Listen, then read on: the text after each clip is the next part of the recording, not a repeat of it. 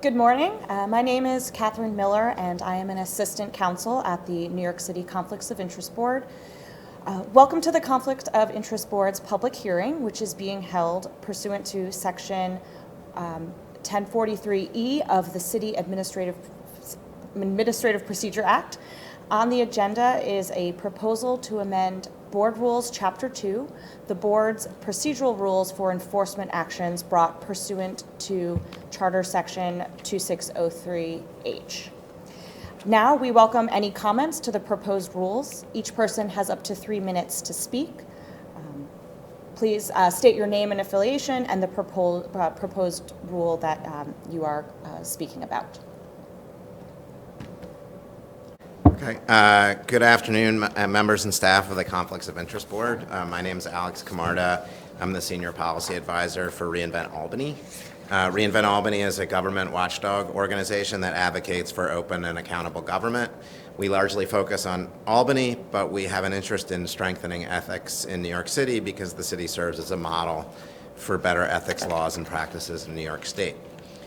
We supported in the past Local Law 177 of 2018, which requires that COIB promulgate rules for its advisory opinions that are binding on public servants generally and have interpretive value. We support COIB updating and clarifying its rules on its enforcement procedures to make its operations clear to the public. As was mentioned, today you're holding a public hearing on replacing Chapter 2 of the Rules of the Board, promulgated pursuant to New York City's Charter, Chapter 68, Section 2603H. Section 2603H generally describes the process by which a public servant is informed of alleged ethics violations and the subsequent adjudication process. Reinvent Albany generally believes that to ensure public confidence in government, there needs to be more transparency regarding allegations of ethics violations and how they are handled. We recognize the importance of protecting the reputation of public servants targeted by frivolous or unfounded complaints. However, we believe transparency is critical to measuring how actively ethics bodies are conducting enforcement and needs to be prioritized. Our recommendations flow from this overarching principle. So I'll go through our, as quickly as possible, our recommendations. So our first recommendations relates to the annual report that COIB puts out that provides statistical information about complaints, referrals, and their disposition. We actually think the annual report's pretty good, better than many other ethics bodies we review, and we appreciate the fact that there's data put in the city's open data portal. That said, we think that it could be strengthened further to shed more light on how COIB handles complaints. And so we make the following recommendations. We think the number of complaints received and dismissed by COIB should be made known. We think that this information should be tracked and disaggregated by the complaints filed to agencies filed by agencies and the public, and the alleged violation of law and the ethics subject matter. We think the number of COIB initial determinations where there is probable cause should be disclosed. We think that the number of referrals to different city agencies should be made known and which agencies receive those referrals. We think the number of referrals to city agencies in which neither the agency nor COIB ultimately took an enforcement action should be made known. And we think COIB should disclose the number of active cases. We actually looked at the data in the open data portal that COIB places there, and we went back to 2008, and it showed that there were 4,498 cases that were closed, 4,919 that were open, but we couldn't discern how many open cases COIB currently has, for example. We think there should be statistics on the duration of cases, including the median, average, and percentage of cases taking particular periods of time. This is something the CCRB does that you could look to as a model. We think the types of violations for closed cases should be disclosed by laws violated, subject matter, and agency of the public servant. We think the number of cases resolved by settlement alone and the number of cases for which hearings were held by oath should be disclosed, also disaggregated by ethics subject matter and the agency of the public servant. And we think there should be statistics on penalties. So we think all this information is important for the public to get a better sense of the work of the Conflicts of Interest Board, but also we think it would be helpful for COIB's operations so that you can target trainings accordingly for different areas of the ethics laws or maybe different agencies where you're seeing more violations or complaints from. Our second recommendation is to clarify the information to be included in the index of persons made available for public inspection. This is an index that lists all of the persons found to be in violation historically of ethics laws by name, office, and date of order.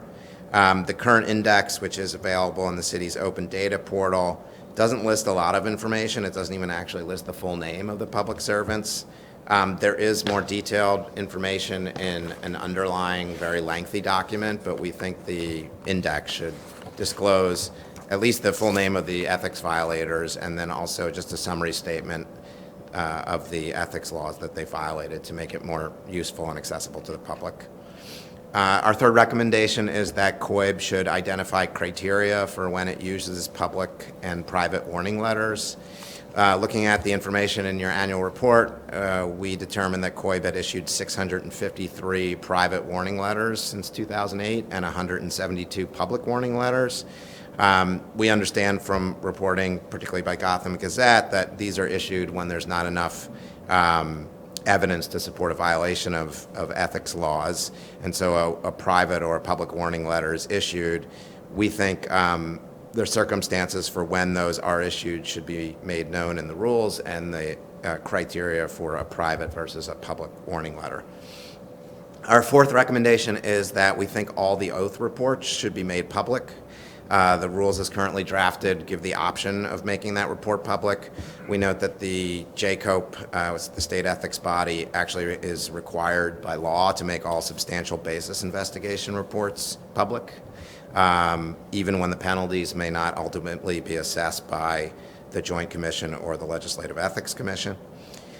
We think COIB should make known any mitigating factors it uses when determining whether ethics violations occurred or assessing penalties.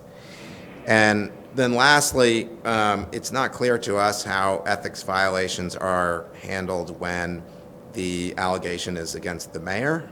It seems in the law that it requires that COIB consult with the mayor when there's a violation involving an agency head. We're not sure how the COIB handles violations of the mayor himself in terms of having to consult with the mayor. We obviously would prefer an independent process where the target of an ethics violation is not consulted about the penalty, but we think at the very least it should be made clearer.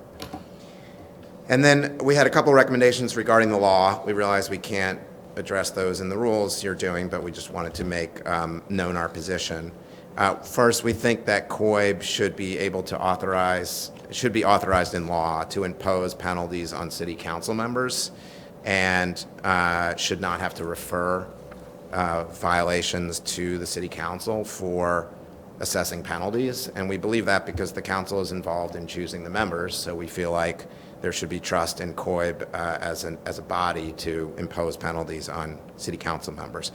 We support consulting with the city council in assessing the penalties, but we think ultimately the authority should lie with COIB. And then lastly, it wasn't clear to us in the law where COIB has the authority to negotiate settlements. We're not opposed to settlements as a policy matter, but we think if it's not in the law, it should be put in the law so that that's something that COIB can do with legal authority. Thank you, and I welcome any questions you have. Okay. Thank you. Thanks. Having received comments from all who came today, this marks the end of the board's public hearing.